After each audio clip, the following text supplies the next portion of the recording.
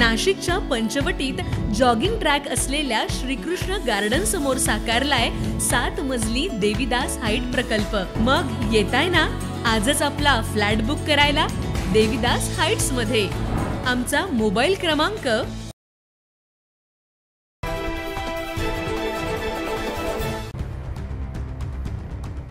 नाशिक शहरात धार्मिक सलोखा जपत एक महत्त्वपूर्ण पाऊल उचलण्यात आलं। मुंबई नाका आणि भद्रकाली परिसरातील सर्वधर्मीय प्रार्थना स्थळांवर लावलेले विना परवानगी भोंगे आता काढण्यात आले।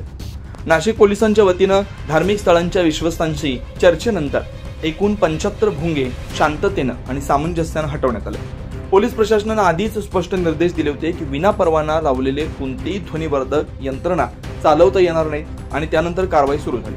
विशेष म्हणजे या मोहिमेत कोणतीही वादाची किंवा कायदा सुव्यवस्थेची समस्या उद्भवली नाही। पोलिसांच्या म्हणण्यानुसार शहरातील अन्य भागांमधील विनापरवानगी भोंग्यांबाबत देखील संवाद आणि कारवाई सुरूच राहणार आहे। धर्म, जात, पंथ या पलीकडे जाऊन नाशिक शहरानं शांतता आणि कायद्याचा आदर करत एक आदर्श निर्माण केलाय।